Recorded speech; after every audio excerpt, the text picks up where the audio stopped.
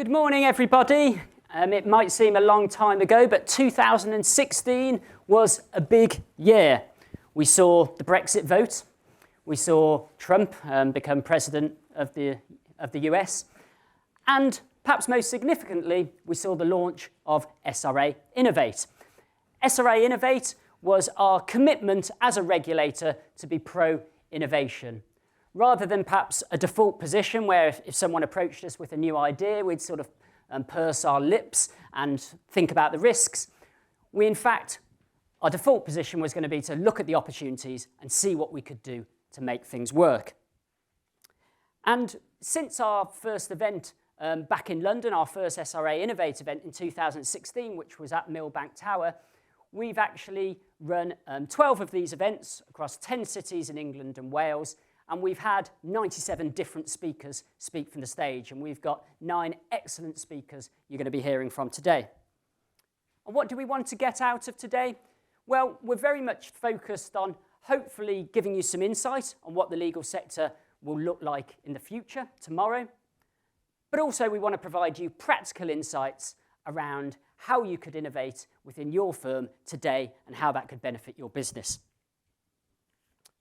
So, it feels really appropriate to be in London for an event on innovation, as London has a very proud history of both innovation and invention. And I reflected on that on my journey down today, how inventions from London and Londoners have affected my day. So I got up in the morning, had my cup of coffee and paid homage to the electric kettle, which was invented by Hobbes in the 1950s. I then got on a passenger train down from Birmingham. And actually, most people think of the first passenger train as the rocket, but actually 20 years previous, over in Euston Square, Trevivik ran a circular steam-powered passenger railway. It's a bit like a funfair ride. It's called Catch Me If You Can. I then looked down at my smartphone and I thought about the first handheld computer, which was the Psion Organizer, which was invented in 1984.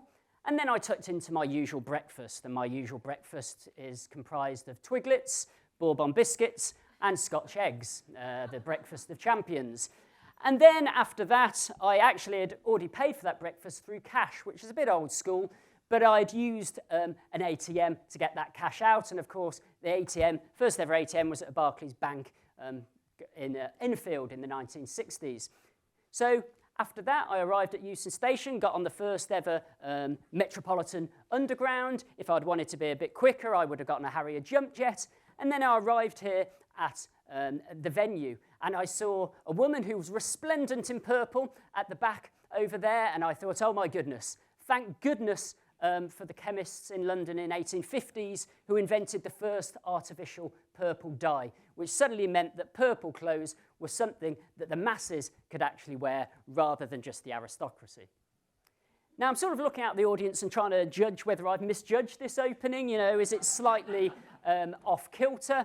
But actually, I reassure myself that, and I'm mindful that there's a number of members of the SRA board here today, including our chair, but if I lose my job because this has gone very badly, I'm pleased to know that I have taken out salary insurance. And of course, London in the 17th century was the birthplace of the insurance market. Out of the coffee houses came insurance for lost ships, but also lost property. And the Great Fire of London was a great stimulator to thinking insurance for a house would be a good idea. But it's not just London that is a proud history of innovation, but also actually this venue. What better venue to be in? If you've had a look around, it's a temple and tribute to engineering and technology and innovators.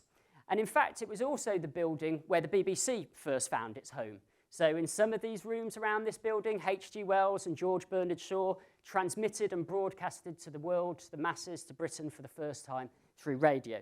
So I think this is an excellent both city and venue to be talking about innovation in legal services. I'm just going to speak for a few minutes more, but there's 2 things I wanted to focus on. And firstly, it was, why is the SRA interested in innovation? And secondly, as we're in the Alan Turing theatre, what's going to be the impact of artificial intelligence?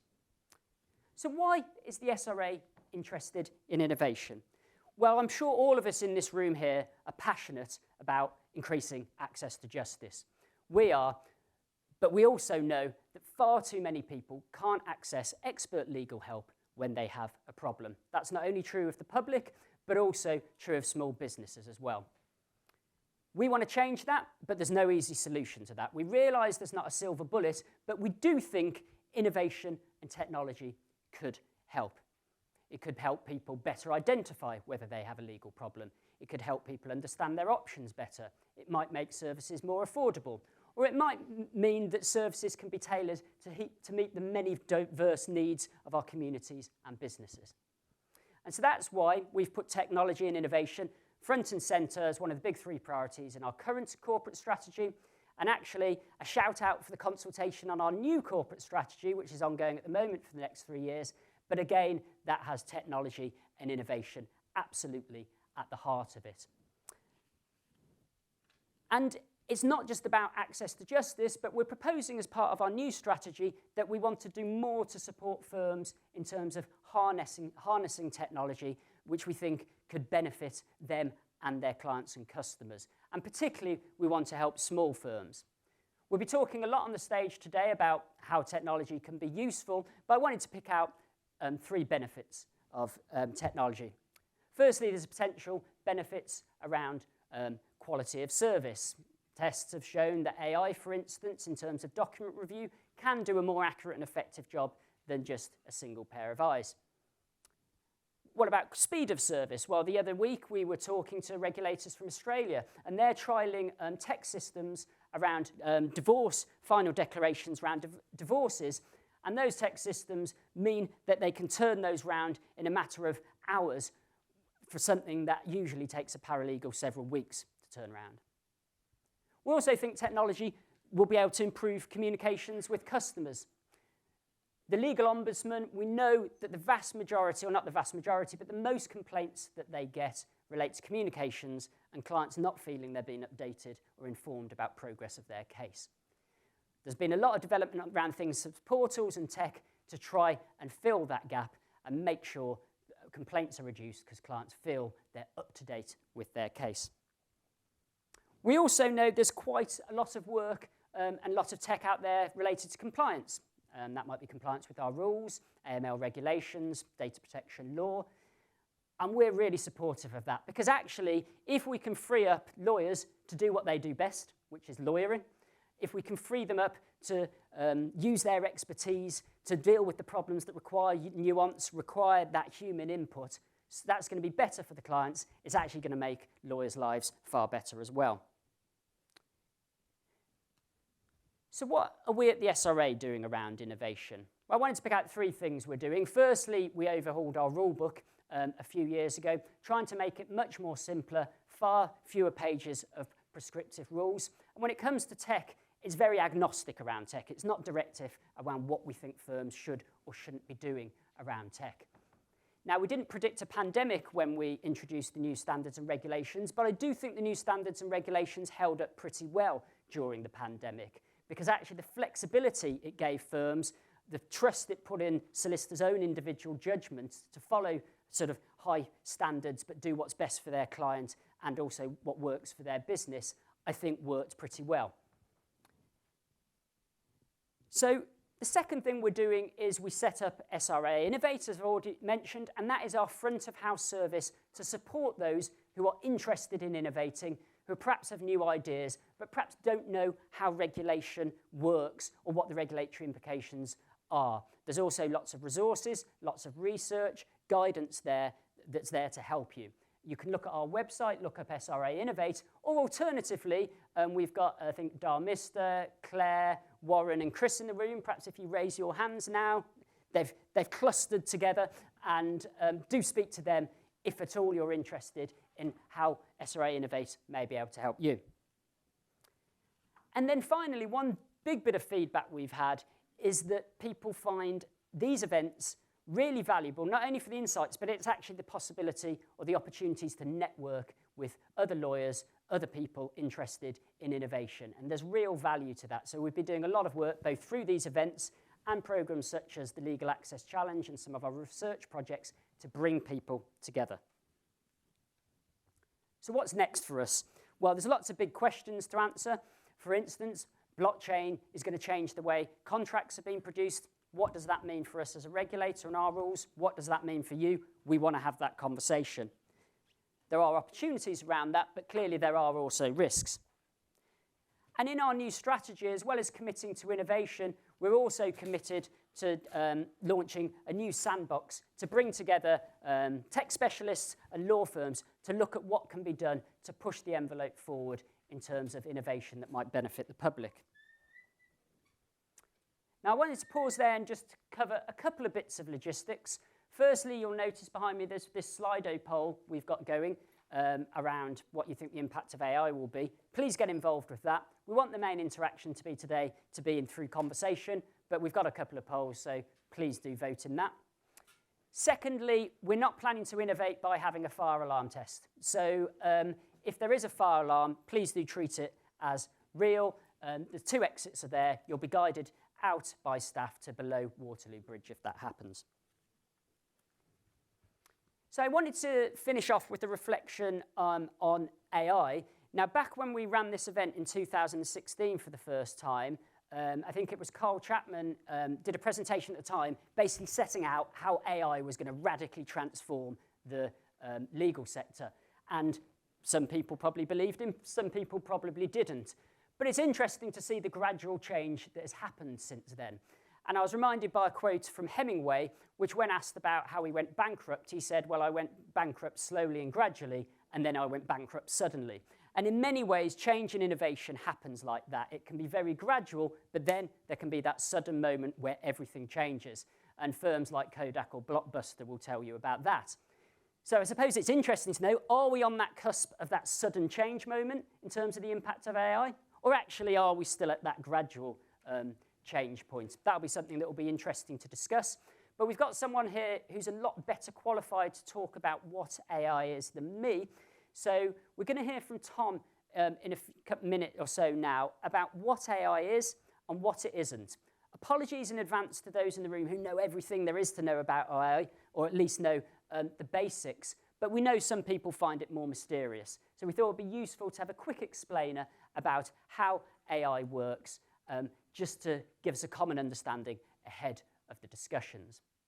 So I'm going to invite Tom up now. He has told me there is a 1 or 2 minute maths lesson in here, but he's reassured me it is short and even I will understand it. So I'm going to invite him up and he can use the microphone, which was another invention from London, which I think was Great Portland Street. It was found. So we'll finish on that note. So thank you. Over to you, Tom. Thanks, Ben. Talking about AI and the Alan Turing lecture theatre is a little bit of a one for the imposter syndrome on a Wednesday morning. But hey, starting with what is AI, or as Ben said, what it's not. So I guess I'll start by saying forget Isaac Asimov, forget science fiction. We're not talking Cyberdyne systems from the Terminator here. When I get asked this question, what is AI, for a family or friends, I guess the slightly glib answer I give them is it's just a fancy name for statistical modeling. This might be biased by my statistical background, but I still stand by this. And it's already ubiquitous. It's everywhere, right? We all use it every single day. If you use Teams or Zoom, if you blur your background, that's AI-driven. Every time your camera kind of auto-focuses on you, AI is driving that as well. Even Microsoft Spell Check has integrated AI these days. So it's already everywhere. And when I say it's just a fancy name for statistical modeling, this is, apologies, the very brief maths lesson, but I want to kind of explain what I mean by that. So statistical models in AI, they come into 2 flavors. I think of them as kind of models to spot patterns and models to predict the future. And when I say the future, I mean the future in terms of the data that the model is seeing. It doesn't need to be the future in terms of time. In the kind of jargon in the sector, they're called unsupervised and supervised learning models. And that just comes from the fact whether we tell the machine the answer in advance or not. So, the maths lesson. Unsupervised learning. If we have a data set like this one, where every circle on the plot is a single data point. Let's say we're a law firm and we're interested in how various matters perform across our firm. So each of these data points is a matter that we've worked on. Along the horizontal x-axis, we have the amount of time spent working on the matter, and up on the y-axis is the turnover, the amount of money we get in as a result of when we finally close the case. And if we feed these data to an unsupervised learning algorithm, it may well give us something like this, where we can kind of see, we look at it and like, yeah, that kind of makes sense. From red through green, we've got simple, medium, complex cases. And then we've got these kind of outlier cases in yellow and blue. Yellow where we've not recovered as much money as we should, and then the wonderful cases up in blue where we've made massive profit. We might use this model to kind of highlight certain types of cases and try and work out, right, what's going wrong with the yellow ones, what's going so well with the blue ones, can we use any of this learning to drive future BD or to improve processes, etc. Supervised learning is very similar. Again, if we take a data set like this one, in this case, let's say we're a really big law firm, right? And every blue circle here is a department within our firm. On the x-axis, on the horizontal, we have the number of people working in that department, and on the y-axis, we have how much money that department makes in a year. Now, the AI model, the supervised learning model, is the red line here, which is just essentially a line of best fit through our data. And this is really useful because we've got some money to burn, and we want to go buy in some new capability. And if we know that we want to buy a department about this size, then based on previous experience, we could realistically expect to make about this much money from buying in that capability. And that's it, I promise. That's the end of the maths lesson on a Wednesday morning. These examples, they're obviously quite trite. You wouldn't actually use AI to do any of these things. But that's hopefully, and I guess they're made more trite by me trying to desperately cram and make them relevant to law firms. But hopefully you can see how the fundamental mathematics underpins everything. And all of AI is based on these two principles. Most of this mathematics is decades old. The moment where the area where AI really shines is not where we have two dimensions, an x and a y-axis like this, but we have tens or hundreds, millions of different dimensions. It's just a lot harder to draw a graph with a million dimensions on it.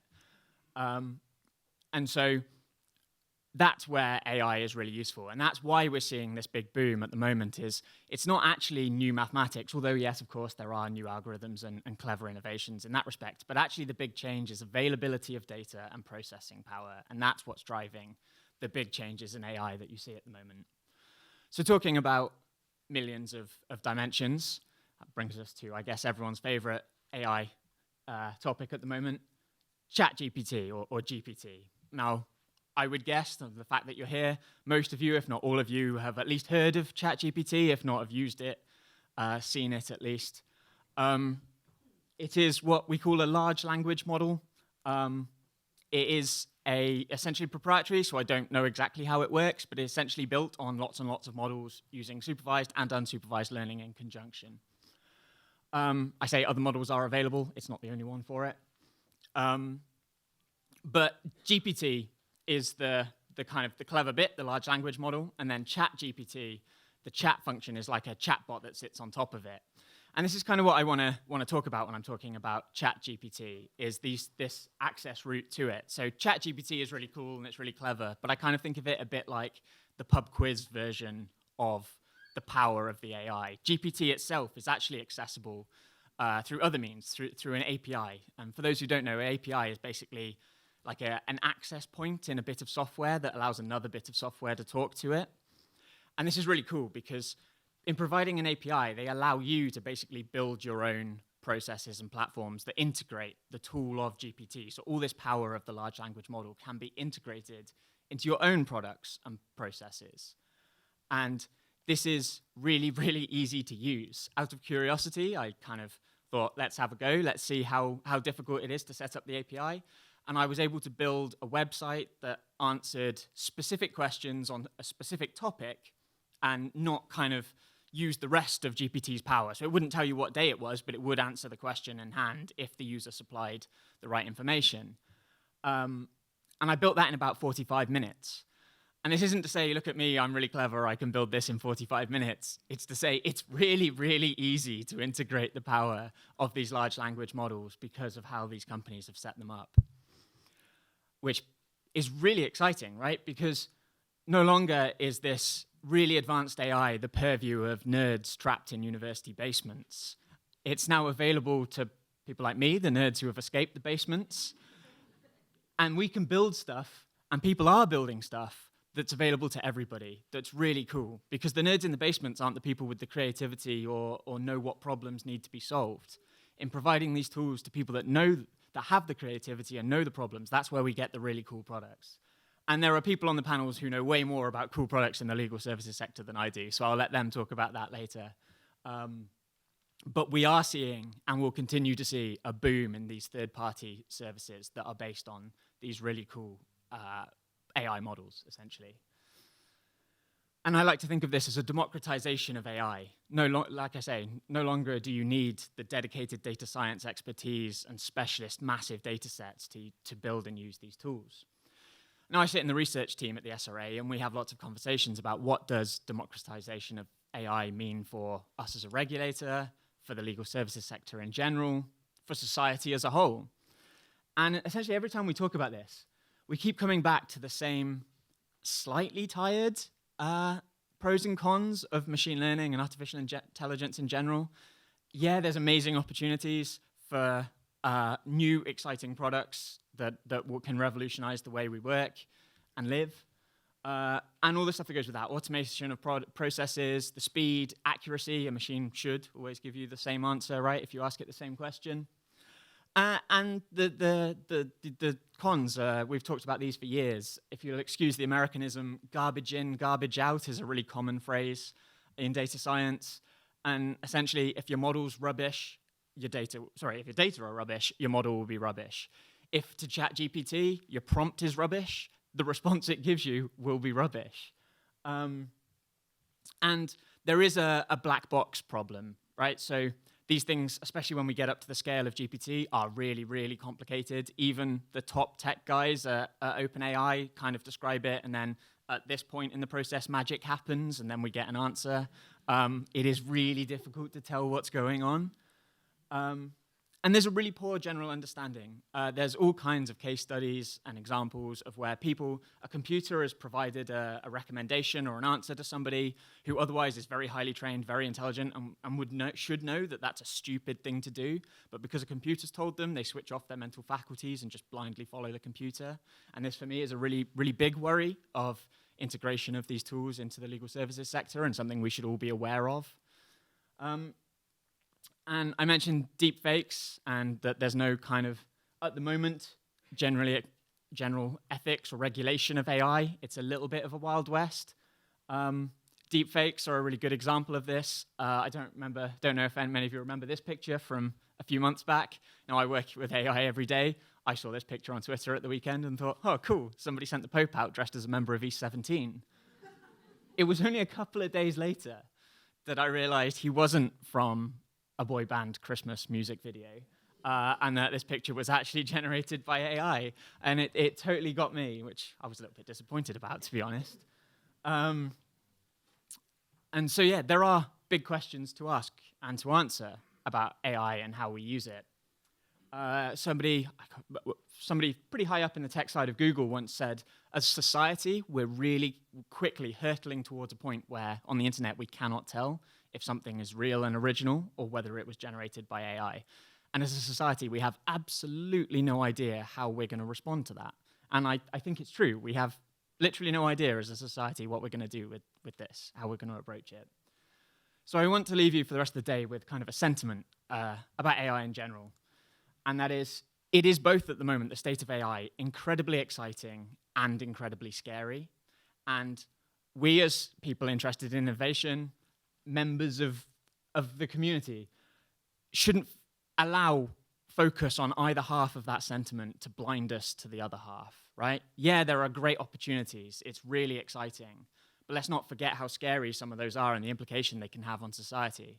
Vice versa, let's not let fear of things going wrong stop us taking advantage of the great opportunities that it provides. So if I can leave you with that, thank you, everybody. And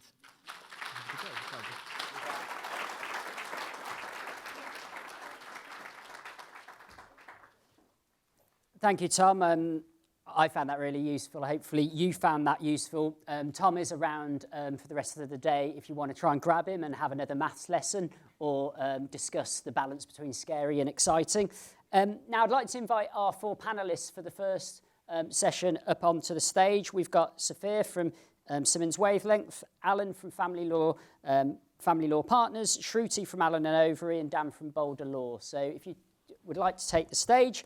And in this session, we're going to have a chat around, how legal businesses can innovate, what will be the role of technology, what does the legal sector of tomorrow look like. And actually, I want to get straight into the questions because I've got a few questions, but actually, please start thinking of what your questions you'd like to raise because I want to get out to you as quickly as possible. And I'm going to start with the same question. So, yes, the opening question I wanted to ask each of our panellists, I'm going to ask them just to give a sort of a couple of minutes sort of opener on these, is what does innovation in the legal sector mean to them? And I think, Sophia, I'm going to start with you at the end. So do you want to go first? Brilliant. Yeah, no, first of all, thank you very much for having me and lovely to see you all in person this morning. So I'm going to give you a bit of a rounded, sort of not a single definition, but a multiple sort of contributory factors. And to me, innovation actually starts with a sense of culture. What is it we want to achieve? Why is it we want to do something differently? Are we even in it to innovate, or do we just like the badge? Right? It starts at that. That in of itself is somewhat related to mindset. One can talk about growth mindsets, one can talk about closed mindsets. It's quite hard, actually, if you spent your entire career working towards a point of expertise, to then suddenly go, oh, actually, I don't really know much about this. I'll start again. That's sort of, just be honest, it's a tough thing to do. When my child says, no, Mum, it's not how it's done, the instinct to go, yes, I do, 47. I hold down a really important job. I've got lots of experience. I know exactly how to do that on the iPad. Have you revealed your age there, or was that hypothetical? Just leaving it. We can vote later, the poll. The next poll. Yeah, the next poll. Was she really Yeah. telling the truth? And actually, no, maybe I don't. Maybe I could learn from my 10-year-old, 11-year-old.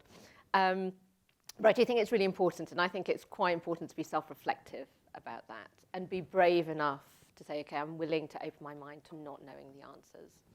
And I think that then turns to skills and knowledge. So, Tom, that was a brilliant presentation, actually, really wonderfully delivered in terms of just getting people to understand what AI looks and feels like. It's the tip of the iceberg of knowledge, isn't it? Not only just in terms of the opportunity that technology and innovation provides us, but then what to do with it. How would I apply? Where's the best place to start? And I think skills and knowledge plays a huge role in that. And then I'll wrap up finally with technology comes last. Do I need a new bit of software? Do I need a new tech stack? Please don't start there. Always the wrong place to start. Get there last. Thank you, and I think we'll be definitely exploring that point. Thank you, Sophia. So, Dan, over to you. Interesting question, innovation. I think innovation is very subjective. What does it mean to each individual? That here's the question. You know, we started with a very zoomed out picture that you were talking about in terms of culture. Innovation, to me, means looking at something that is already in existence and then looking how to improve it. It may be something that you think is broken or something that can be improved upon. So for me, what does that mean? Well, there's 3 things that we're looking at with Boulder. The first is workplace culture and well-being, I think is the best way to describe it. The legal profession, rightly or wrongly, has a stigma being known for an industry where we work very hard. There's very long hours, arguably poor mental health. Equity distribution can be argued to be perhaps not weighted correctly, or at least in our view, and also governance. We think there's a better way of doing it. So we're looking at that at the moment as a very zoomed out view. How can we improve upon what is already in existence? So that's one thing we're looking at, how to flatten the traditional hierarchy in a law firm, which is typically structured like this with partners at the top. The second, it builds into that, and it's in terms of incentivization, tokenization. The metric that lawyers are typically measured by is billable hours. How many hours are you billing this month, this year, whatever it may be? That reflects how well you're doing in this organization. Now, I completely disagree with that. I think that is a terrible way to look at things because people bring so much more to an organization than simple billable hours, etc. So one thing we're looking at is how do we measure people in different ways? How do we incentivize people to go out and do things such as writing blog posts for the organization that will improve visibility? How do we get people to go out and network, bring in more clientele? So that's one thing we're looking at doing, because that needs to be directly, in my opinion anyway, correlated to the amount of money that person is bringing in to their own pocket. It's all well and good having a champagne bottle, etc., for the highest earner, whatever it may be, but we think that there's a better way of doing that. And the third thing that we're looking at is building an environment where tech adoption is the standard and the norm. We want to build a safe environment where people are encouraged to go out and play with technology in a responsible way. And then once you've learned from that, you can understand, okay, how does this best help my client? Is there a problem that can be solved by this technology? So it is taking into account what you're saying, which is don't go out and commit vast sums of money to something until you understand it and that there is actually a problem behind it. But in terms of culture, I really want to start the legal world, start having a legal world where we're encouraged to, and we want to go out and have fun with these new technologies to understand them. And once we understand these technologies, as Tom was saying, that element of fear gets reduced. Once we understand something, you don't fear it anymore, and you can understand, okay, this may be something we can use, it may not be. So to me, that's what innovation is. Thank you, Dan. Lots to chew on there. That's great. Thank you. And over to you, Shruti. What do you think?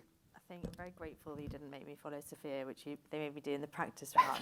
Sophia always comes out with these beautifully crafted answers, and then I turned up with an ice cream, which fell on the desk. And so, thanks. Did you encourage innovation by bringing ice cream to meetings? Which you're the first person who's ever turned up to an ice cream with a meeting would be, which is a good thing, I think. Little bit. So I suppose I'm very much the simpleton of the crew here, because to my mind, I never really, so I started a few years at Allen & Overy, it's a legal tech hub, fine. But I never really set out to be an innovator because I was a derivatives lawyer. And actually all I really wanted to do was my job really well. And I wanted my clients to feel that I was doing my job really well. And so I suppose for me, the innovation question is kind of null and void. And really the question I always asked myself and continue to ask myself is, how can I serve my clients to the best of my ability? And what is it they're really asking me for? You know, how do they want the work product delivered to them? How do they want me to do the work? How can I do this for them cheaper, better, more accurately? And that's really always been the centre to me. And just to pick up on something Sophia said, because she's so annoyingly eloquent, I can't bear it. I'll do some mumbling later. Thanks. On the tech point, it's interesting because the assumption, I think, particularly in the circles in which I travel, is that tech is going to always provide a better result. And I just think it's important that we remember that's not always true. And you have to take people along on your journey when people are saying, I don't really want to do it that way because, or this isn't actually going to make it better for me because, those are really valid voices and you have to listen to them. And I was reminded of it last night when I read something that a friend of mine who suffered from bipolar disorder and diagnosed over COVID had 2 children taken away from her, now living with her ex-husband who helpfully married her cousin, enough said. But in this kind of story she's written, she explains how the process was so hard for her because a lot of the court work was automated and it was nameless and it was faceless, and she felt she wasn't even being dealt with dignity. And it really gave me pause for thought, because so much of the work that I do is around access to justice and under the technology banner and how we can make it better. But you have to remember that there are other voices and diverse opinions on what that means, and there's always a flip side to that. And so I'd say wherever your institution is, you'll hear lots of different voices, and it's really important that you listen to the ones even when they sound dissenting. But for me, innovation is about putting the client at the heart of the work I do.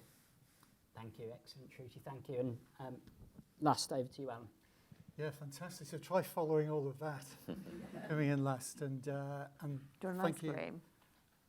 Can you nip out and get me one? No, stay here first, because we need to hear from you a bit more. And thanks for sharing that really powerful example, actually, about why we're here today. It's not just flapping our lips. The stuff that we do really matters. So I think so many brilliant points, and perhaps if I amplify just a few of them and touch on them. I think, first of all, there is no point in innovating for innovation's sake. We're time poor. We might be resource poor as well.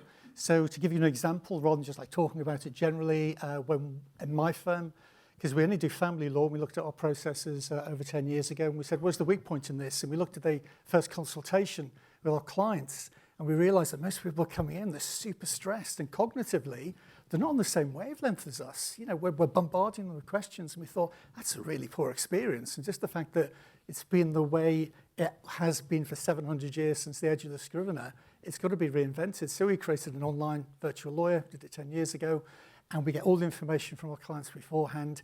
You have the consultation, you know everything about them. And it's really hard as a family lawyer to give a really poor first consultation. That was transformative for us. So only do if you think it's really worthwhile. It's not always worthwhile. Do assess that first. It might be a case of optimization. Another point, I guess, is, and Sophia's point, is lawyers don't always know the answers. You know, we've got some big egos. I'll just talk for myself and the people that I know in my firm, but you can have a lot of resistance. Lawyers don't have the answers, so we collaborated. We had a knowledge transfer partnership through Innovate UK. We started that 5 years ago. We embedded an AI person in our family law team. It was so brilliant we haven't let him go. You know, we've got manacled to the desk, but that was transformative again for us because we knew that we didn't have all the answers. And it was challenging for us as well. And he was asking us lots of questions about our processes, and it was quite a vulnerable sort of situation for us, but we learned a massive amount from that. So collaboration, come out of the silos for God's sake. That's really important. And lastly, have to echo this, it's about access to justice. Legal aid isn't going to come back. I did legal aid for the first 15 years of my career. It's not going to come back. It's not going to be funded. There have to be better solutions. I think technology can scale some of those solutions. We can reach more people. And through Shriti's brilliant example there, you only have one chance to get this right for people. You have one chance to make an impact. And if you can use the technology to do that and to reach more people and to give better outcomes, we have to grasp that with both hands. That's me. Thank you, Alan. And actually, I wanted to pick up on just, you talked about 10 years ago, you had this using data and online onboarding process for clients, and you deal with family law, which is obviously a very sort of potentially sensitive, emotional area of the law. And I think you mentioned there was resistance within your firm around, actually, this isn't going to work online. Did it actually work? And how did you persuade those within the business that actually this was a good idea if there was that resistance? Yeah, so culture, coming back to that, we've had our virtual online service called Engage. It's been in existence for 9 years. So there must be like 12,000 submissions from members of the public, but I can share, and my team won't mind me doing this, some of the senior practitioners were saying, Alan, hold on a second, it's almost like there's a sacred bond. I'm a solicitor. You know, you can't get a digital experience standing in the way between me and my client. You know, I've got all the answers. So there was resistance. The junior lawyers took to it like ducks to water. So I have to remind myself 9 years on that 90% of my workforce have never known anything but a virtual handoff before a first consultation. Don't even think about it. Can't believe it's not a common experience in other firms. So those senior practitioners, there was resistance, but you just have to show and tell. Look at how it's working for your colleagues alongside you who are using that system. Why don't you sit in as a supervisory exercise on some of those first interviews and see how it transforms the dynamic? As soon as they do that once, it sells itself. So that resistance is very much part of the history. We have a good laugh about it now. They're really interesting because I know you said some clients felt far more comfortable actually talking about those sensitive information in the comfort of their own home. That's interesting with your example, Shriti. It's horses for courses. There's some areas actually where your friend it didn't work for and felt very impersonal. So I wanted to get onto the issue of AI. We've already raised it, and perhaps I'll come to you first on this, Sophia. What are the impacts and opportunities around AI? Are we at that tipping moment? So, yes and no. Are we at the tipping moment? So I think Tom very eloquently just set out the significant step that's just taken place. So if we'd had this conversation 2 or 3 years ago, we'd probably go, oh, yeah, it's all about efficiency and optimization, and it's years away being able to do anything much more significant than that really is able to understand and look at the data coming through. And even then, actually, the ability to take tasks and make them quicker was available, and to do that at scale. as you've just shown. That was, what did you say, Alan, 12 years ago, you were able to... 12 years ago we started the design, so process. it's been in existence for 9 years with clients. Yeah, so in that sense, actually there's been a lot of opportunity here for quite some time. The bit that we I think need to catch up with, and everybody in every profession is struggling with the same thing, which is actually what does ChatGPT's capabilities and other providers that look and feel like it. If we're in BBC's old hallowed ground, we ought to say, ought to be impartial. What does that actually mean? It can actually mean something really significant in a way that we just don't know. Now, what I will add to that, though, is all of that is for the fairies if we haven't answered any of the questions that come before it. And I want to start with Shruti's, which is, what is it I'm trying to do and for whom? What do they need me to do? And then we reach for the ability of AI, and actually not just wave 1 or wave 2, but generative AI to solve that. Is that the right approach? And I don't just mean by technology, but I also mean in legal ethics terms as well. Would it be the right thing to do? What are the potential risks? I write on AI in criminal justice, and it's well known for a very long time all of the harms that transpire as a result of that. Tom mentioned one of them, which is human bias towards the computer says. Been proven over and over again, and Predpol was a great example of that, of how actually systems which look and feel like they're really super confident can encourage us to make decisions which actually wouldn't be decisions which are socially the right thing to do. ChatGPT lies. Who would have thought? It doesn't willingly lie. It's not morally lying. Right? It's not morally lying. It's not, I'm going to tell a lie today. There was a great example of a researcher who was looking for a quote, I want to say by Roosevelt, it might have been Eisenhower, so apologies for not having the right fact here. He wanted a quote from a particular US president about slavery abolition. And he'd searched and searched, couldn't find it. So I asked ChatGPT. I don't know if, Tom, if you've come across this example, you've come across it. Who was it? Was it Eisenhower or Roosevelt? You can't remember either. Good, okay, good. ChatGPT came up with a brilliant quote. This is awesome. This is just what I need. It's great. Funny though, I can't figure out where he got. Right, what's the reference? Turns out ChatGPT just made it up. Right, do you remember the maths lesson at the start about pattern recognition? What ChatGPT was capable of doing was understanding the language models of said impressive historic figure in US presidential history, take their views, again through language pattern recognition, on the subject, and just honed a quote, which he may or may not have at some point probably have said if he'd been asked, but he wasn't, and he didn't. Yeah. Do you want to come in, Dan? Well, just to defend ChatGPT here. Go on, please do. Because I am a great fan, but I'm also saying being careful. it wouldn't have lied. No, it didn't willingly lie. No, but it can't be said to be lying. In that instance, the prompt was, give me a quote from this certain person. Yes. The prompt may or should have been possibly give me a quote that was actually said by this person. Yes. So again, this comes back to rolling it back before, access to justice and everything like that is very, very important. I think we need to roll it back to how can we utilize technologies to best serve the client if we don't understand it ourselves as legal practitioners. And that comes into a problem of adoption. Why is there a problem of adoption in the legal industry, which I think from reports that I've been read, distributed by the SRA and the Law Society, there is a problem of adoption. Where does that come from?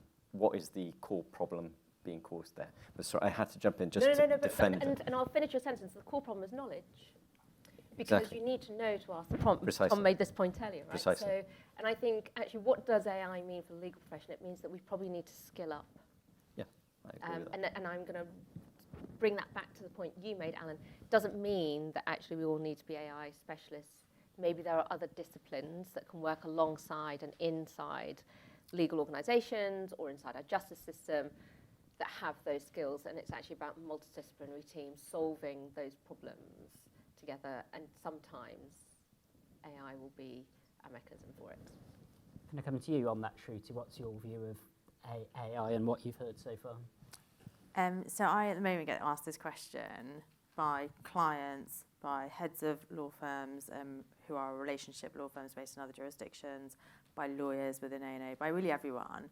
And I find it really fascinating because I can have a client come in the door and say, oh, what should we be doing in generative AI? And you ask them what they were doing otherwise, and it turns out they don't have a document management system. They aren't using any form of automation. They don't know where the documents are. They don't know what the documents say. There's no sense that documents contain information in some form of data. And I'm like, why are you asking me how to build a rocket when I was going to say, you can't build a toilet, but that's probably a bit rude. But, it's a bit... It's quite complicated, to be honest. But I find that I really find the discussion fascinating because it has had such an impact on people's lives in that it is freely accessible, really easy to use. The adoption point, actually, I think is interesting with generative AI because we at Allen & Overy, we've been using a tool which literally requires you to write a question. Now, people may not be able to get a prompt quite correct and they might feel that Harvey is tricking them and not answering the question correctly, but Harvey's the name of your Harvey's AI the name tool, of our just in tool case that we're people are using. wondering. Sorry, Yeah. apologies. But it's easy to access and therefore the adoption has been quite high. But it's ironic because the same people who are using Harvey and asking questions and using it as an opportunity to generate a first draft email or a first draft set of slides or perhaps some sort of memo are the same people who, when asked to produce the same document 300 times, but perhaps with a different shareholder name, are still doing that in a manual way. And so I'd say, it is part of a solution that law firms will need to look at, but whichever law firm you're at, I would say, or whatever your sort of role, I wouldn't jump straight to that. There are so many steps and easy wins before that most people haven't actually started to try and tackle. And if you start to try and tackle that will teach you so much about what you actually need, what you don't need, what people like, what they don't like. Oh gosh, it turns out if I automate documents, people, the younger generation aren't going to be able to learn in the same way as they did. Well, guess what? If you implement a generative AI tool, you're going to have that problem tenfold. So learn the lessons earlier and take that through with you. So it's not, I suppose I don't have the answers on what generative AI is going to do. From what I've seen, the capacity is incredible. It's getting better every day. It feels to me like a real arms race. And I feel that the impact is going to be huge. But I also think there is a lot in between and there are lots of steps to take. Thank you, Shruti. And Alan, you mentioned that 5 years ago you got this funding for this AI specialist coming in. Yeah, how practically has that benefited your firm then? And what's your view on where it's heading? Yeah, so that was really interesting because we knew that we needed AI and someone who knew about AI to try and impact a justice project for us. So the fruits of that, we've actually been stealth testing it. It's taken us 5 years to build it. It's called Nova, and it's already been tested with the public. And the whole point of it is we've taken the domain knowledge from our lawyers using the embedded expert to literally interrogate us and say, why would you recommend mediation to this couple and not that one? Because it looks pretty similar. Why would it be collaborative law? Why would it be early neutral evaluation? So we've taken the knowledge and we've put it into the algorithm. We're making it freely available, as we've done with our other services. So lots of lawyers use our onboarding software, about 50 firms around the country. So we learn and iterate it all backwards. But the impact is that we've transformed some key aspects of the client journey. And there are some financial impacts. So I know the hundreds of thousands that we have saved in real value each year because we've engineered out some of the risk aspects. I know that we've had our PII premium reduced 3 times by insurers because we can demonstrate how we've addressed and engineered in the mitigation of the risk factors that we would have in our specific demographic. So it's all of that, and it's also about people feeling proud to be part of a team that has done that has shared that knowledge as well, hasn't kept it to themselves. And I guess I could also say it's quite good for staff attraction, never mind just retention. So we do get lawyers saying, it's very interesting what you're doing. It looks like you have a plan. Could we have a chance about joining you? So the impact is at many levels. It's like chucking a big AI, stone into the pond, and the ripples just keep going and going and going. So it wasn't just on that 2-year project we did, or now it's transfer partnership. It's had an impact in all sorts of ways, and it's carrying on as we speak.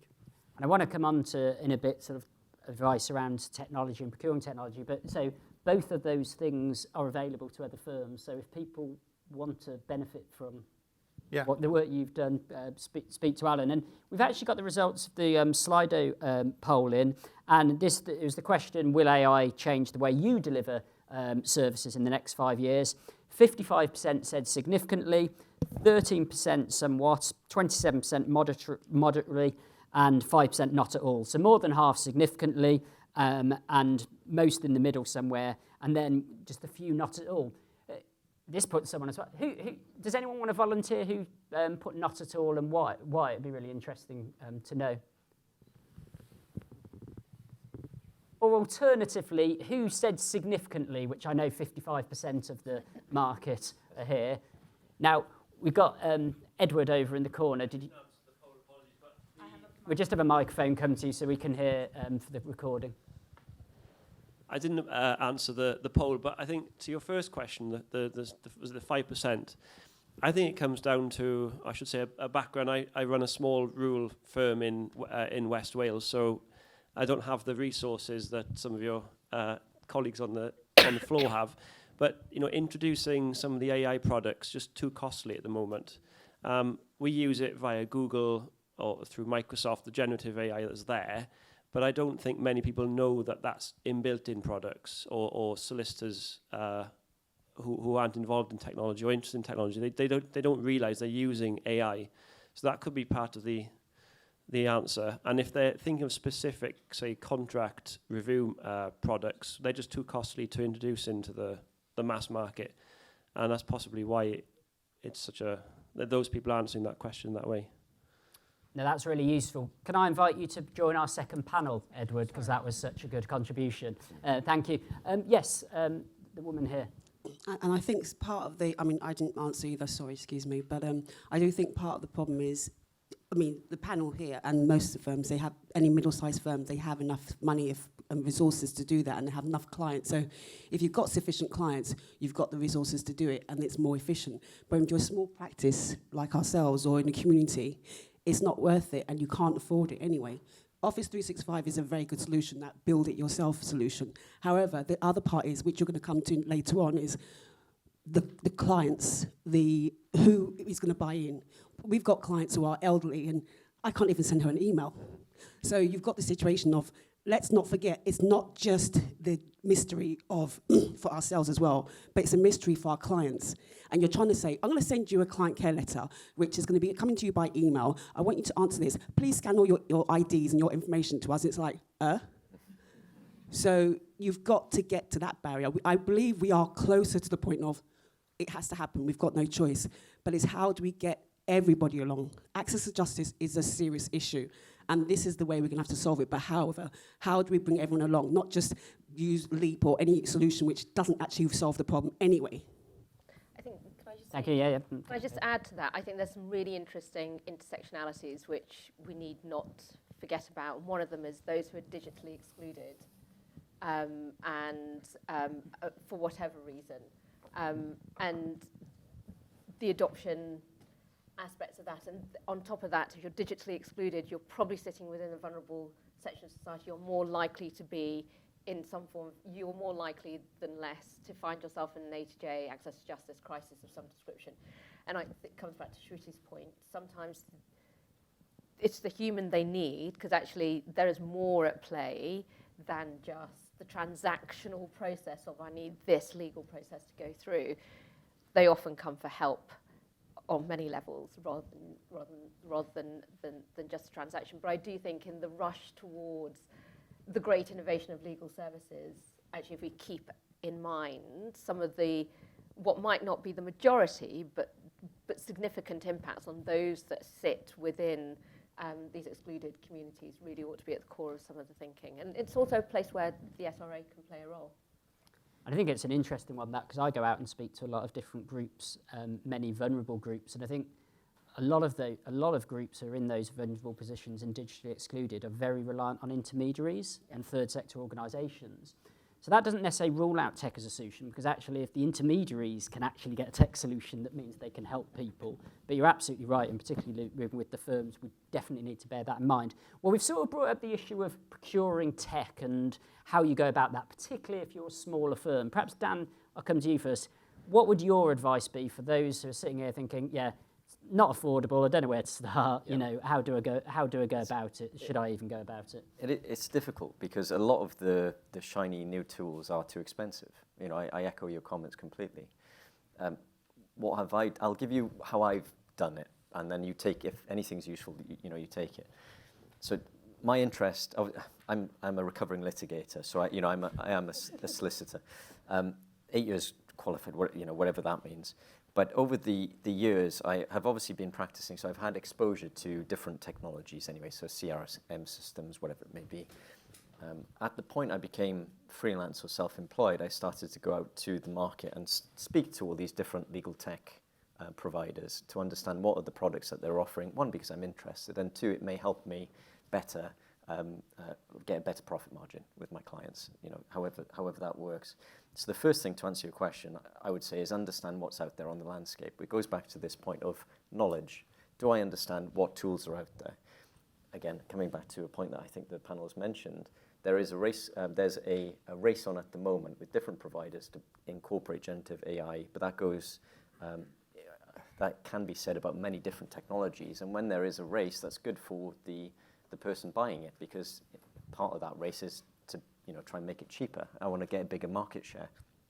So that's a good thing. Understand what's out there on the market, because what's expensive today is probably not going to be expensive in 2 or 3 years' time. So that's the first thing I would say. The second thing is obviously implementation. A lot of tech can be implemented for reasonable price. I look for things that are subscription-based, that I can cancel quite quickly. I may need it this month for this client, but I may not need it next month for any other client. So that, you can jump ship and come back to it. So I think the one key thing I would highlight for the small providers in this room is, even though you don't have the resources behind you, you've got agility. So you can cater to different clients in different ways, and you have the benefit of being able to chop and change quickly. So I think I'm sort of half answering your question. One is understand who your client base is and what is needed, and look on the market for things that serve that client base, because there will be affordable options out there, I promise you, because I found them. And I'm happy to talk to you afterwards, and we can see if there's anything I can give you practical advice on. And secondly, I go for things where it doesn't require too much financial commitment. There's a lot of providers that require you signing up for a year or 2 years, whatever it may be. Not interested, sorry. That's not the model I'm looking for. There's case management systems now where I can go month to month, if that's what I want to use, or maybe a different generative AI flashy thing that I can use for 1 month, whatever that may be. So those are the practical things I would say to look at. But in actual use cases and technologies that I use that may be useful to you, I'm happy to talk afterwards. Thank you. Shruti, did you have any tips, particularly for smaller firms, around considering tech, procuring tech? Should you be even doing? Yes, but before I answer that question, can I just make the point that actually for the people who said the 27% and the 5%, say moderate and not at all, your house is on fire, because the FT is telling us that generative AI is going to be able to kill humans in 2 years' time. Not literally, just. No, quite. Well, actually, You are talking. This is one of those moments where literally, Yeah. it's like, unlike my 11-year-old who uses it in every sentence, this one's. And people who invest in AI are telling us that it is dangerous, that it is going to impact the world in which we live, that it will have huge consequences on all of us in our day-to-day life. And some of that is maybe fear-mongering, some of that is perhaps over-exaggerated, but I just don't believe that law will be the only industry that's not affected. And I don't really believe that the way in which we shop, travel, communicate with one another, deal with one another is all going to change, but that law will remain a protected industry, because that just doesn't feel right to me. So I would encourage the people who perhaps think that it is not going to have very much of an impact on them and their practice to just look about and think about how you yourself have changed in your life. Like even my mother now can order an Uber and she doesn't call the local cab company anymore because it's easier, it's cheaper, it's more efficient. Someone can track her, someone knows where she is, and it's a better experience for her. It's a better customer experience for her. And I think actually, you know, I completely take the point about digital literacy and excluded groups, and I really worry about those people. But as we kind of move up the generations, that number is getting smaller and people will be more digitally literate just by virtue of the world in which we've all grown up. So I just wanted to make that reflection because I'm and I know I live in a particular world, but I'm genuinely really surprised by those numbers. So to answer your actual question, I'd say, so I'm Alan Overy. Everyone would assume we've got deep pockets. Everyone would assume Fuse is, you know, very well resourced, big thing. I just would like to say that when I first started it, it was me on my own. You remember Sophia? I was like on my complete own.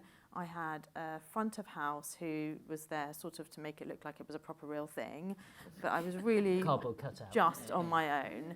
And I spent a huge amount of time learning, reading, meeting people, looking at demos, seeing what there was out there, trying things. You can do, you know, sometimes you can even request a free demo on a website. You know, there are opportunities out there just to learn about what you can do. To the point I was making earlier around technology is not always a solution. New flashy technology is definitely not always a solution. I had some poor person, a trainee, spend 6 months, build something on a platform for me. And then the next trainee came along and said, oh, why didn't you do that in an Excel spreadsheet? It would have been much better. And they did it in an Excel spreadsheet. It took them 2 days, and it was much better. And so, you know, it's not always about the new flashy, but it is about looking at things afresh and asking yourself, is this product the right end product for the client? Is the way we've done it the right way for the lawyers who have done it and for the client? You know, is there something in this chain that could be improved? And technology won't always be the answer, but it's just about asking the questions and trying to take a different perspective. And rather than just doing it the way that's always been done, just wondering whether you are doing it for the best. And so I suppose I would encourage people to try things. You know, maybe just spend 1 day a year going to a legal tech conference and seeing what's out there, or perhaps ask, you know, some of the more junior people within your firm what they're seeing out there, what they're interested in, what they have seen other friends use that they think might be useful. What are you using in your own life that you really appreciate? How might you take those things and transfer them into law? Similar to really what you were saying, you know, you realised that people didn't want to be asked lots and lots of questions and bombarded. Well, how could you make that experience nicer? And so there's lots of ground there to gain and lots of small changes that can be really impactful. Thank you. I will come to you in a moment, Alan, but I did want to come out to the floor because I'm aware I want to get some questions from the floor. So has anyone got a question for our panel? We've got the woman at the back in red.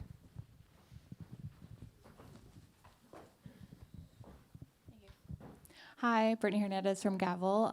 Great panel so far. My question is really around, because a lot of us are lawyers here, and so we are expected to be experts in our fields, and then we're also now expected to be experts in tech, and I just feel like when you have this, especially in a smaller firm, as was mentioned before, you're having to balance the time that you have to be an expert in your practice. So you're spending your nights and weekends reading case law, and you're trying to understand what the new rules are and the different regulations. And so when you're trying to balance that time for innovation, understanding, failing, you know, spending that 6 months on the weekends trying to figure out how to put this tool together, realizing it doesn't work, you know, scratching it, trying something else. Where is the time? And also, as Daniel mentioned, the incentive to create these expert tools when you are the expert that should put your knowledge in the data model. But where is the time, and how does that get carved out? So I suppose there's a few sort of points there. I suppose where is the time? There is also that issue of, do lawyers need to become tech experts, or actually do firms need to bring in a tech expert and then have the lawyer sort of briefing them and work together? Anyone want to go first on that, Sophia? Yeah, I feel there's a difference between being a tech expert and being tech literate. Right? You kind of need to know the basics, and I'll tell you why, because it is just the reality in the world in which you live. And one might argue that is core to us delivering the needs of our clients. What are the duties of a solicitor? To serve the best interests of your clients. You need to be able to do the basics. And the world's moved on. COVID was a shot in the arm. And so I do think there is a necessity by virtue of just wanting to do your job well. I'm echoing Shriti's point actually hugely here, which is there will be a need to, we talked about CPD in the old days, didn't we? Keeping on top of the game. This is one of those. But I think there is a difference between being literate and being an expert, and that might not require you to be the expert. I'm an expert in public policy. I'm not ever going to pretend that I'm capable of being a litigator. If I wanted to do litigation, if I started up my own business and I wanted to do litigation, ask Dan for some recommendations on people. No, I wouldn't ask Dan. Or I wouldn't ask Dan because he's saying no. I'd ask someone else. But I just wouldn't. I would try and build in the capability to reach out to skills in other ways. And there are different potential methods by which you get those skills in. Because if you're a small law firm, you're probably thinking, well, I don't have enough cash flow for a new headcount. Data scientists are actually quite expensive folk. They genuinely are really expensive, and everyone's fighting. I don't know whether for Tom's them. nodding his head or not. Could you be more expensive? I don't know. Is it Lobbying for a pay rise for him there. Yeah, exactly. I'm advocating. Communications people are very expensive. Also incredibly expensive. All talent should be remunerated fairly, is what I would say. But there are maybe other ways of tapping into that, whether that's a collaboration with a local university. Alan, you did it through Innovate UK, which is a very structured research program. Think outside the box. Are there other ways I can bring that in? And the last thing I'd say, to echo Shriti's point about your house is on fire, I know it feels like a large task at the moment to give up those small parcels of time you have. It's an investment in the future survival of your firm. So take a long-term view. It will pay off dividends in the long term. I'm going to come to you first, Alan, in that question. But could you put up your hand? You mentioned COVID being a shot on. Put up your hand if you changed something fairly significant in your business on the back of COVID. Okay, I'm still seeing about 15, 20. And of those people who've had their hands up, have you kept that change now we're, fingers crossed, sort of post-pandemic? Leave your hand up. Yeah. Most people nodding. It's interesting, actually, Room, because we did research with Oxford University on this, and most firms had made some form of significant change coming out of COVID, the research showed, and also most firms have adopted that new way of working. Alan, did you want to come in on? I'm going to try and answer very quickly two questions. So they're both really important about cost and when you're a small firm and you have that gift of time. And how do you know, if you're a lawyer, I do not think you have to be a techie as well. I'm not. So my journey, try and always give examples, the show and tell bit at school. Over 12 years ago, it was looking around and I saw a low code or no code environment. So my journey was looking at things like Zapier, and Tom was talking about APIs, you know, the electronic handshake between two different systems. How do they speak to each other? Zapier, you build APIs from all your software. Now, a lot of it was not client-facing a decade ago, but we use Slack, we integrate Slack, Zapier, Airtable, we create our own stuff. That was me being curious. And your question is a really good one. And so how do you get the time? So you don't need to be techie, but you do need to start with curiosity. You need to be really enthusiastic. And the caveat, of course, is we all know the Greek root of enthusiasm means to have a god in your head, to be a little bit obsessed. You have to be careful about it. But at some point, you have got to try and put in some hours. And we're not going to have time to talk about permissions culturally within firms, so that's a massive piece.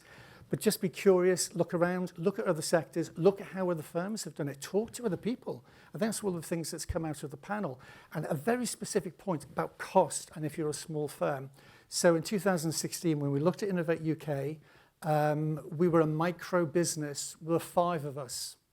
And I don't mind sharing with you, the Innovate UK funding was £90,000 from the government. We had to match it with £90,000. I'm not saying it was squeaky bum time for us, because we were a small firm and I'm on a panel. We were financially viable, believe me, at all times. But it was a serious consideration for me and my fellow business owner, because we knew that was probably the next 3 years of profit. There was not going to be in our back pockets. It was a big investment for us. But we felt it was the right one. So there are ways and means you can look at getting the expertise in, but I think it has to start with a curious mindset. What is the use case? How can we improve something? And we already know from what we said, it doesn't always mean that you can improve it with tech. It might just be optimizing an analog process, actually standing back and saying, why do we keep doing it that way? That's not a good client experience. My final point is, if you can wrap it around the client always at the center of everything that you've done, my experience over the last decade is that that will have commercial, cultural, intellectual returns for you as a business by putting the client first. So it's not as if you have to wear a hair shirt and take a massive, hit in your profits or anything. It's worked really well for us.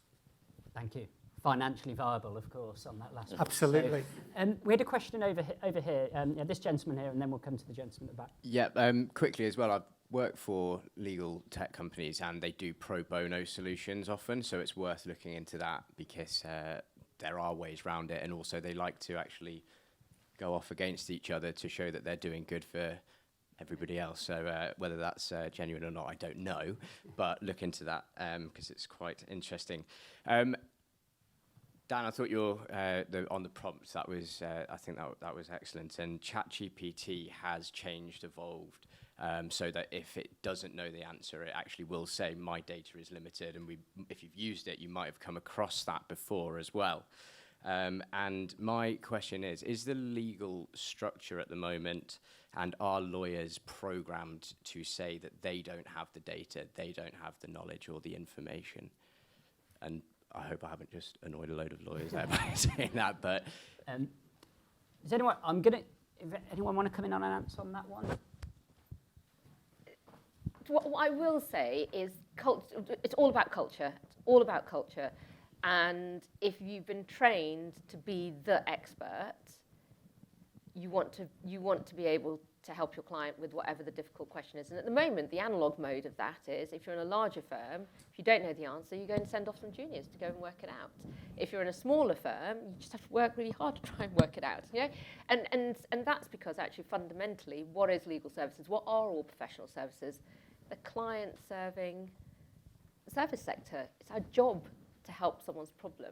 There is, of course, and I would be a very poor public policy expert on an SRA panel to say, there is a point at which if you don't know the answer, you obviously have to say, I'm not the expert, you have to go to someone else because you're acting beyond your capabilities. And that is good customer care, right? It's the right thing to do. I want to get through just one or two final questions. This man here, we'll just come to him. And then we've got a man on the back row. That might have to be our last question, if we have time. Hi, my name is Uwais Iqbal. I'm the founder of Simplexico. I wanted to praise the SRA for bringing in a data scientist. I'm a fellow data scientist, so it's good to see some diversity of representation. I have two questions. Okay, the first is around building versus buying when it comes to AI. So when we think about what's available in the market in terms of AI vendors and legal tech solutions, they usually come with the product paradigm, so SaaS solutions, etc. So I wanted to raise a question and ask whether or not the panelists think that's a limitation when it comes to driving innovation with AI in the legal sector, particularly from Alan's comments around the work they've done in terms of trying to bring an AI expert in-house and building out these solutions rather than going to the market and purchasing something off the shelf. And then I guess the other question was around how do we connect communities? So I was at the International Conference of AI and Law 2 weeks back in Portugal. We were presenting a paper about open source large language models and how law firms can leverage them. And there's a massive community of people from industry, academia, interested from a technology side about how they can impact the legal sector, access to justice, and all of these questions. And then in this room, we have the domain experts in terms of the people who are actually on the ground thinking about those questions and who have the expertise to do that.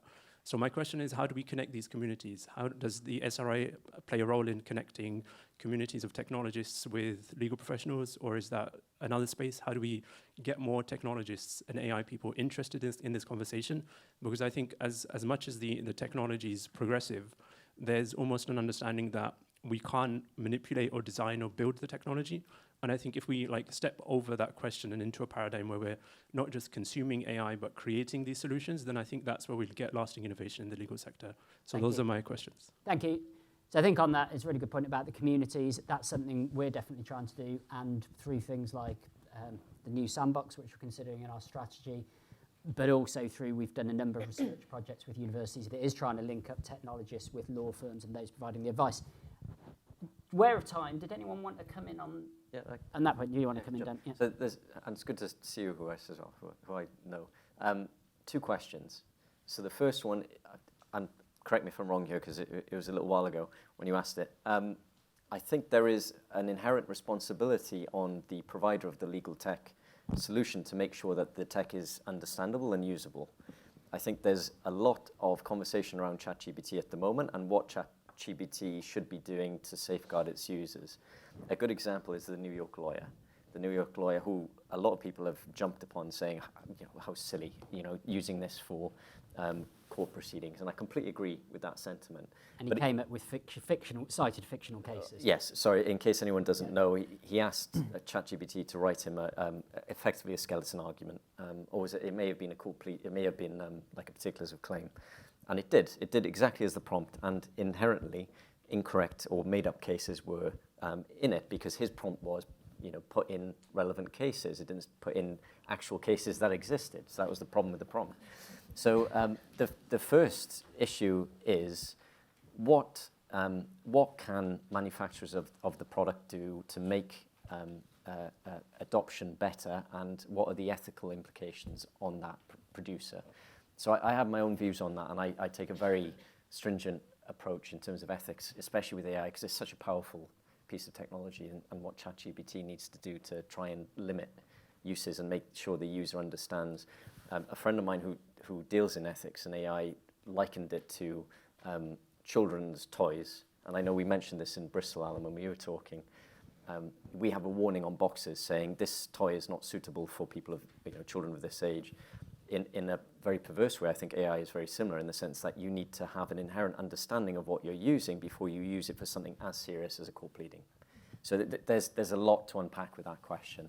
And the second question, in terms of how do we get these conversations going, I don't think we're at the stage. Conversations are always good, yes, but I don't think we're at the stage yet where, as a profession, we necessarily understand what it is we're talking about, in the sense that we need first to understand what is this technology, how can we use it? And this goes back to our point of access to justice and all these different things. How can we help people if we don't understand what we're doing ourselves? I was an RNLI crew member many years ago, and the thing that we were taught was look after yourself first, and then you can look after someone else. I think as a profession, we need to look at what we're doing, how we're dealing with adoption and understanding within our own profession, and then we can go out and have conversations with people to build. I'm not saying we shouldn't do it yet, but there's a very long way to go, in my opinion. Thank you. I promised one final question here to finish off, and then I don't want to keep people from coffee and a break. Hi, my name is Michael Abebejol. My question would come from a little bit of what the gentleman last person raised, which deals on community, and also will bother much more on use and adoption. I use AI, I use ChatGPT almost regularly right now, but I work with a charity, and in this charity, the difficulty we have is that most of our clients are unable to understand the simple concept of using internet. Which is a similar point to... Yep. So I go in there as a solicitor, but I have to take off my hat as a solicitor and start working to be able to make them access the law as it is, access justice as it is. I am trying to catch up with ChatGPT as it is. Where would these ones come in? I am all for fit for the future. I agree that the house is on fire, not literally. I do agree with that concept, but should I draw that we should have an exclusion? Should there be an exception to incorporate these others who are not tech inclined or unable to understand these things? Yeah, I think that was exactly the point we had previously raised, and it is a really good point. I suggest we don't revisit that again, and because I want to, as I say, not keep people from their coffee, could I ask each panellist, just if we have 30 seconds, there's just one final thing that you'd like to share, either repeating a point or a new point. And Sophia, we'll start off with you. a point that I haven't made, and I think it was touched on ever so briefly by the gentleman over there in this question, which is, I think the place to start is exactly where you are at the moment. How many people here are possibly using something like the Microsoft 365 suite? More than likely, you're not utilizing it to the maximum available power that it has. It's incredibly powerful, even for the basics, and that means it's as relevant for community-based organizations, because it's not about front-ending, changing the process there, but it's about helping you get through stuff quicker, which actually enables more justice to be served because you can see more people in the time that you've got available. And those that are using, you know, elements of it, there is so much more that can be used, and I think it's a great place to start. And I think also it taps into the point earlier, which is build or buy. You've already bought something. Make sure you're using it to its max, because I know finances are really difficult in the SME sector. Thank you. Dan? I think just to touch upon what the gentleman was saying, I view these sessions as a way of arming us as a profession. There are going to be cases where you can't apply technology to the solution, especially if it's if it's a person who may not necessarily use the internet, whatever it may be. But that doesn't mean it's not useful to you as the lawyer to understand that you can use this next time where, you know, that skill set is required. So that's the first thing I would say. Look at this as an armament of your own armory as opposed to a solution to a problem that you're trying to solve. And the second thing, just to touch upon the lady's question at the back in terms of how do I find the time, in my opinion, there's smoke in terms of that question where lawyers are saying, how do I find the time to do something when I'm expected to do X, Y, and Z with my job? And this is what we're looking at the moment. How do we stop that being a question? I want you as a lawyer to say, I want to utilize these tools so I can bring my full benefit to the client, my skill set to the client, as opposed to saying, where do I find the time because I have to meet my billable hourly targets, wherever it may be, and also learn all of this on top. In my opinion, there's a smoke there with something. I don't know where the fire is, whether it's corporate structure, but there's smoke. Thank you. Do you want to carry on the fire metaphor? So I just wanted to, someone was saying the point about communities and connecting people. I was thinking, well, it's really interesting. There's a group of people here, many of whom are making the same point, which is there isn't the time, but I'm sort of interested. But this can be your community. You know, go and have a coffee, find 5 people, you know, ask, you know, you're going to look at this, I'm going to look at this, you're going to do this, and I'm going to do this. We'll report back in a month. We'll have like a paragraph on what we've learned. You know, make your own communities, build your own communities, and work together, because I do think your house is on fire, and I think that I do, and I think that there will be a huge benefit in communal learning, because you can try and do it individually, each of you in this room. It will be a huge ask. You can also try and do it together, and it will be much easier and more enjoyable, and hopefully your house won't burn down. Okay. Alan? Well, my flame's been extinguished by Dan making the point I was going to, so I'm going to pick another one. And it's that in Nova, which is our latest iteration, trying to work out for the public what the best dispute resolution model is, and that's scaling the domain knowledge from a very learned group of people. We built the algorithm to give one of the outputs being, you don't need a lawyer. Now, that's bad business for lawyers who'd like to get paid. But that was the right thing to do. And coming back to the ethics point, that's absolutely the right thing to do. And I believe that building it that way and being ethical, being true to the core values of the profession, will give dividends. They may not have a pound sign on them, but it will give dividends. So I think that's probably the bit I'd like to finish on. I think that makes sense to me. Thank you. Well, I'd like to say a huge thank you both to our panellists today for, I think, what have been some absolutely excellent insights. I'd also like to say thank you to everyone who contributed questions and insights from the audience. We've got